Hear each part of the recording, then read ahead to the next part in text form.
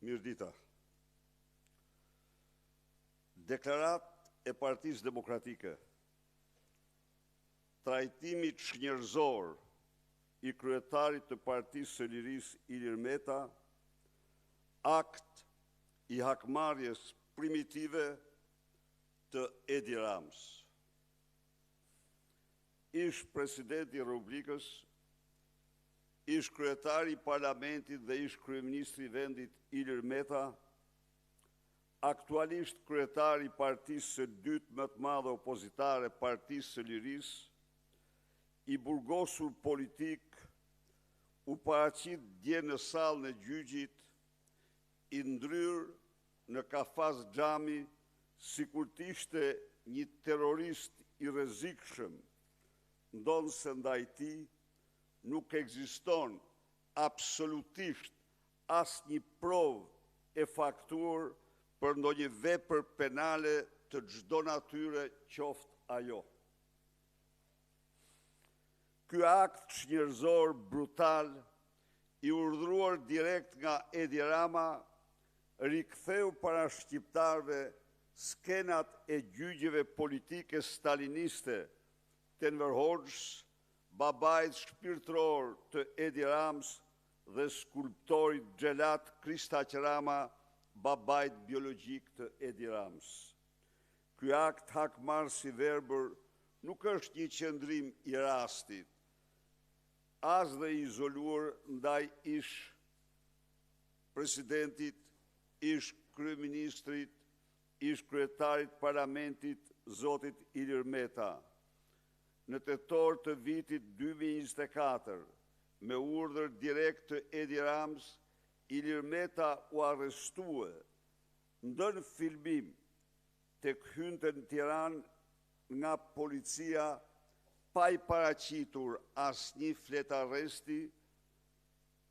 Ai u nxor me forcë në rrugë nga makina me cilën udhëtonte në mbrojtjen e gardës së Republikës, u tërhoq zvarr dhe u godit para kamerave nga policë të porositur për aktin e tyre dhe si person nën hetim u dërgua në burg.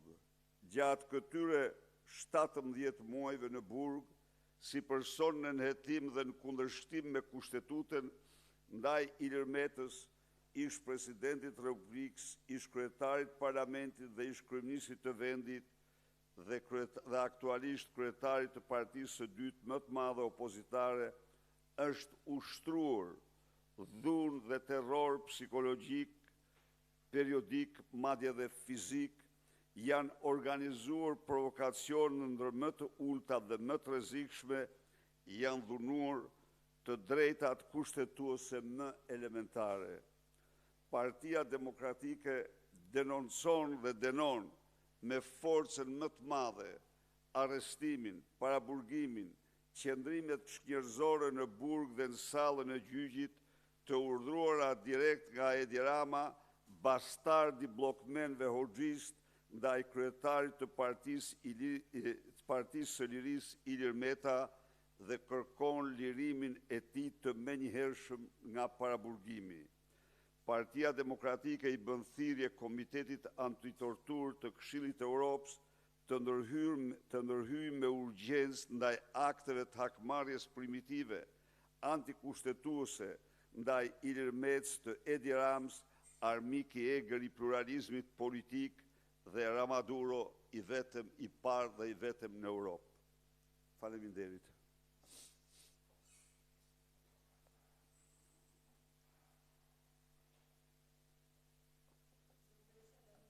Report të përqendruar tek seanca e dieshme e zotit Meta, krahas kërkesës së tij për të mos qëndruar në kafazin e Qelsh, gjykata po ashtu i rrëzoi edhe kërkesën që seanca të ishte tërësisht publike.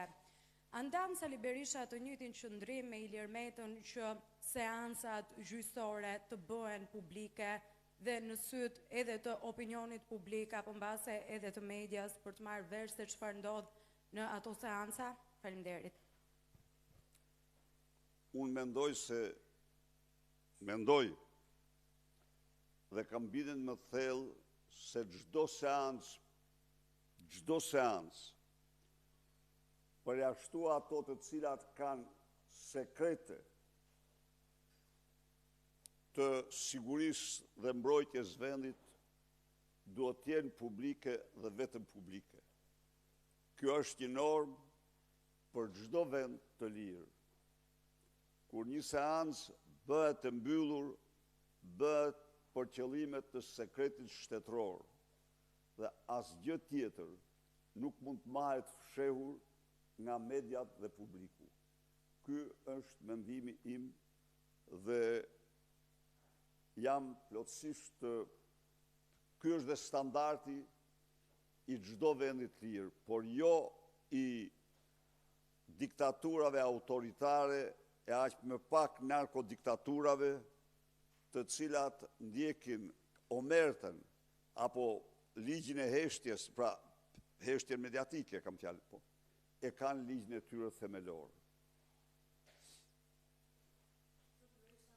Koment për përplasjet e brendshme në Partinë Socialiste, të cilat duket se janë thelluar edhe më tepër, duke marrë parasysh atë se çfarë ndodhi dje në mbledhjen e grupit parlamentar, ku Edi Rama ka kërcënuar deri me përjashtim Elisa Spiropalin për shkak të postimeve të saj në rrjetet sociale dhe mungesën mos pjesëmarrjen e saj në votime. Faleminderit. Ajo parti sot është më shumë se kur parti krimi. Ajo parti është lubizuar totalisht. Ajo parti sot është parti mburoj e krimeve monstruoze ndaj shqiptarëve, e vjedhjeve monstruoze dhe plaçkitjeve që Edi Rama, organizatat e tij kriminale, qeveri dhe parlamentarët e tij i bëjnë fondeve dhe pasurisë publike. Ky është komenti. Partia dhe qeveria janë lubizuar përfundimisht. Janë gramat e fundit të një regjimi që bën gjithçka për të mbajtur në këmbë, por që shqiptarët kanë vendosur ta hedhin poshtë. 24. Në 23 maj do shkoni për të rikandiduar për kreun e Partisë Demokratike. Keni bërë një libër me qindra faqe për krimet zgjedhore të pretenduara nga Partia Socialiste në vitin 2025 në zgjedhjet e përgjithshme. Ndërkohë, a i keni përfunduar analizën e brendshme të Partisë Demokratike? Faleminderit për pyetjen. Së pari njëherë,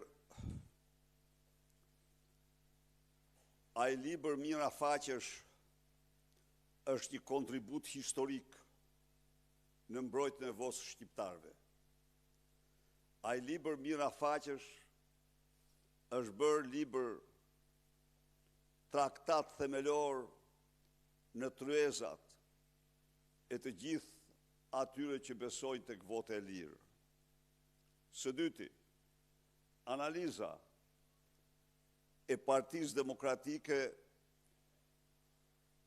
po bëhet në të gjitha degët, në disa prej tyre është proces në vazhdim, por gjithçka po zhvillohet në përputhje me rregulloret dhe statutin.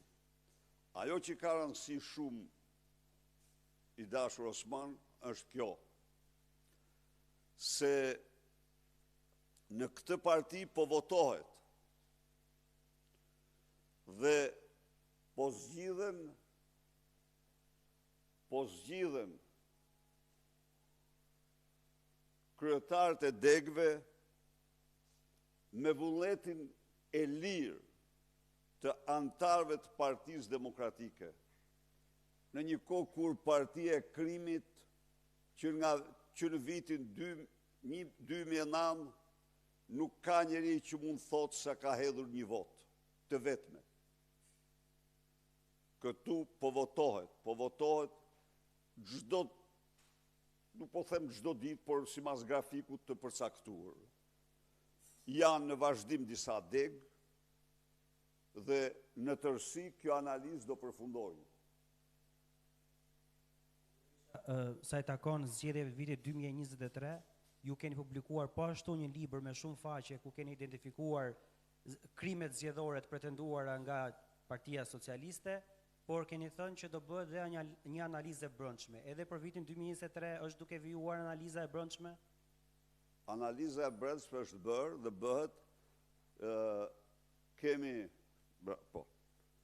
për analizën e brendshme krahas drejtuesve politik ne ngarkuam 12 koordinator për qarqet. Dhe të garantoj që në tërësi po bëhet dhe është bërë, unë nuk mund të them se është bërë e përsosur, por analizë është bërë dhe do bëhet në çdo deg. Për këtë e sigurt. E pyetja e fundit, zoti Berisha, në parim, si mund të paraqiteni ju si një figurë ose si një alternativë ndryshimi kur keni qenë për 36 vite figura qendrore e Partisë Demokratike? Kur keni qenë çfarë? Figura qendrore. Për sa? Për 36 vite. Po. Pra si mund të paraqiteni ju si alternativa e ndryshimit për të rrëzuar kryeministrin Edi Rama? Po, faleminderit për pyetjen. Osman, po të bësh matematikën e vërtet del ndryshe. Del krejt ndryshe. Do t'jap, të lutem një minutë. Tani fole unë të dëgjova 36 vite. Para në vitin 2006 më fton në një darkë zyrtare në Myni ish drejtuesi i SME-ve të Partisë Popullore për të majtur një fjalë mbasi unë isha protagonisti i sistemit me taksat më të ulta. Në Tolin unë pata kënaqësi dhe nderin të kam një personalitet të shquar të ekonomisë amerikane dhe botërore, ish këshilltar i 2 ose 3 presidentëve amerikan Paul Walker. Zoti kryetari i forumit me paraqiti mua tek zoti Walker. Tha, ish presidenti, tani tha është kryeministër. Dhe zoti Walker, në mënyrë të shkujdesur, më kthehet dhe më thot, qenë ka si Putini, kjo punë. Si që bëri Osmani tani. Dhe unë i thash, pak me një ndryshim. Çfarë ndryshimi, më tha? Unë i thash, kam qenë 8 vite në opozit, kurse Putini e ndroi vendin me Medvedjevin. Mirë pa ai u lëndua në vetvete. Dhe burr fisnik, a ishte takimi i parë me mua. Dhe herë të tjera, ai gjithnjëm ka dërguar të fala. Dhe me personalitete që takonte dhe e bëri atë. Jo, unë jam njeriu që kam provuar më shumë se çdo njeri sot në skenën politike dorëheqjet. Unë jam njeriu që kam provuar më shumë se kushdo tjetër udhëheqjen e opozitës. Pra, është një histori krejt tjetër, por në qoftë se merr vitet e pushtetit, si vite pushteti, Edi Rama ka 25 vite në pushtet kundër 13 viteve që ka Sali Berisha. Qoftë se marrim vitet e pushtetit, Edi Rama është 25 vite në pushtet.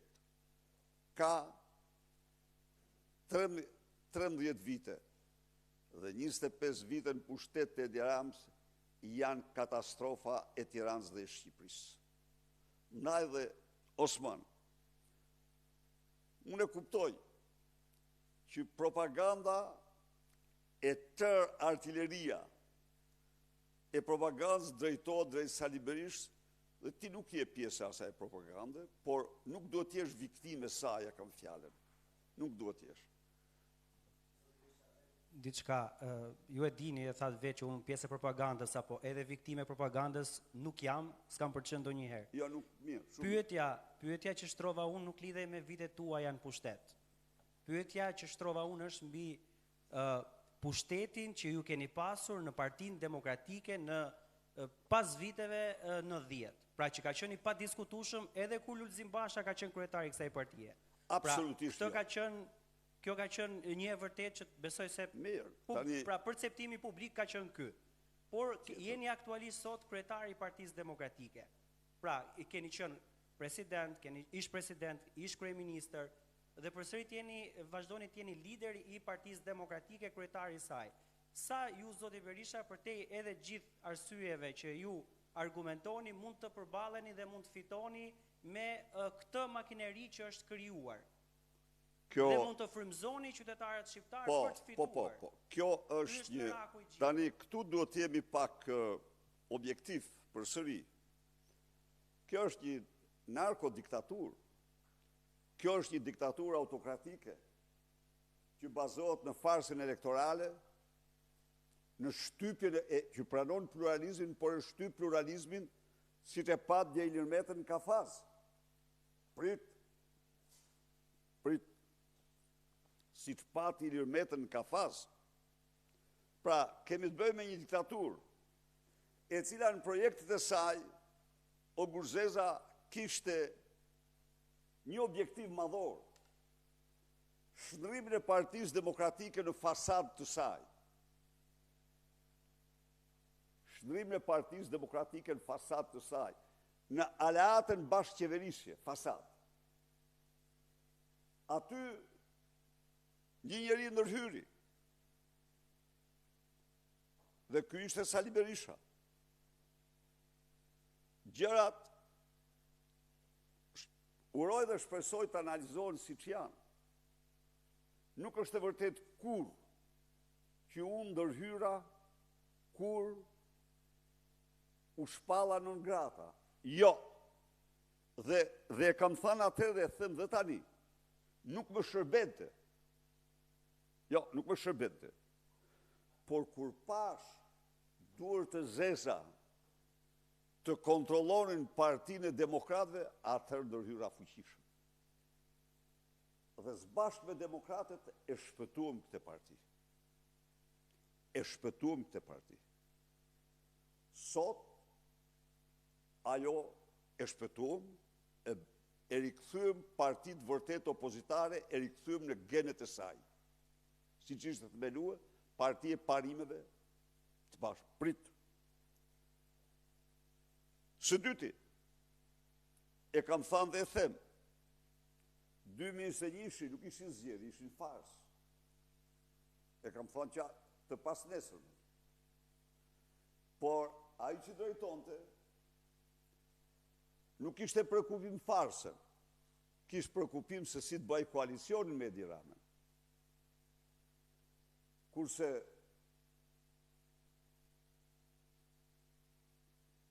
më vonë, qovë në 2023, qovë në 2025, Partia Demokratike arriti ta gozhdoj Edi Ramën si armik të votës lirë, arriti të mbroj votën e shqiptarëve në kuptimin që në institucionet më prestigjose të vlerësimit të zgjedhjeve, zgjedhjet në Shqipëri u konsideruan si zgjedhje në kushtet e partisë shtet, pra kuptohet si ishin fars dhe jo zgjedhje. Zgjedhjet në Shqipëri u tha me zë të lartë se organizatat kriminale nuk lejojnë rotacionin e pushtetit. Në Bruxelles, se zgjedhjet në Shqipëri shkelen standardet kryesore të dokumentave të Kopenhagenit për zgjedhjet, të alternativës të platformës së Këshillit të Europës për zgjedhjet dhe dokumenta tjera. Pra, kjo parti mbrojti brenda dhe jashtë vendit votën e shqiptarëve. Natyrisht, diktatura nuk zhvillon zgjedhje, jo, më falë. Në diktaturë nuk ka zgjedhje, ka fars. Në diktaturë ka fars. Zgjedhje me këtë qeveri? Jo, me Edi Ramën e kam thënë gjithmonë, nuk ka zgjedhje. Po ekzistenca juaj pastaj? Jo, fal. Me Edi Ramën, ata që thonë se me Edi Ramën, ata janë veglat e Edi Ramës, ata që pretendojnë se Edi Rama zhvillon zgjedhje, janë veglat e Edi Ramës. Edi Rama nuk zhvillon zgjedhje. Po i lam që të gjitha këto, merë vetëm një fakt. Në një fakt, 2 miliard euro, 2 ditë para votimit. Jo në një popull me 1,5 milion votues, po edhe një popull me 4 milion votues prishin zgjedhjet. I kanë ca rregulla, apo jo? Kështu që Edi Rama nuk zhvillon zgjedhje, ndaj dhe është qëndrimi ynë, protesta jonë. Unë këte, ja u kam thënë, unë jam i hapur me shqiptarë. S'marr kur për sipër të mashtroj këta qytetarë. Fjala ime ka qenë gjithnjë kjo. Ky nuk zhvillon zgjedhje. Pse? Ky është i inkriminuar në mënyrë të tmerrshme. Ky e din që e presin sheku i vite burg për vjedhjet dhe krimet që ka krye. Ky është i aftë të kryej çdo krim tjetër për të mos dorëzuar pushtetin. Zoti Berisha, në zgjedhjet e 23 majit, do u thoni shqiptarëve, demokratëve, ndjes, do i thoni antarëve tuaj, më jepni votën se do fitojmë përballë Ramës, apo se do bëjmë libra të tjerë pas çdo palëzgjedhjes që humben? Shko. Unë u them shqiptarëve do mbroj votën.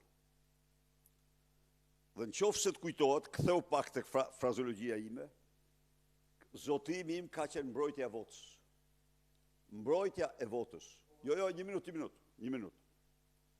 Diktaturat s'bëjnë zgjedhje. Edhe një herë. Diktaturat nuk bëjnë zgjedhje.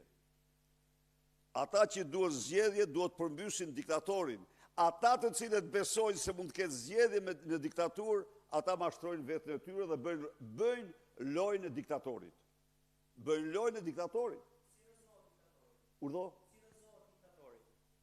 Cilën?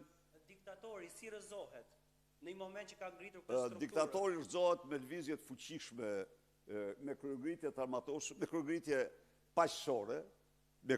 paqësore, edhe të armatosur për ata që janë ekstremistë të majt, ata i kanë guerile e tjerë, ne nuk kemi parti e marrjes pushtetit me dhunë, jo, sepse ajo ike një diktator dhe sjell një diktator tjetër, nuk kanë sjell rëzimet me guerila dhe me kështu, nuk kanë sjell ndonjëherë demokraci, kanë sjell në tërësi dhunë, kështu që ne i përmbahemi atyre parimeve mbi të cilat jemi themeluar, parti e vlerave, parti që besojmë se pushteti do të burojë nga vota e lirë. Faleminderit.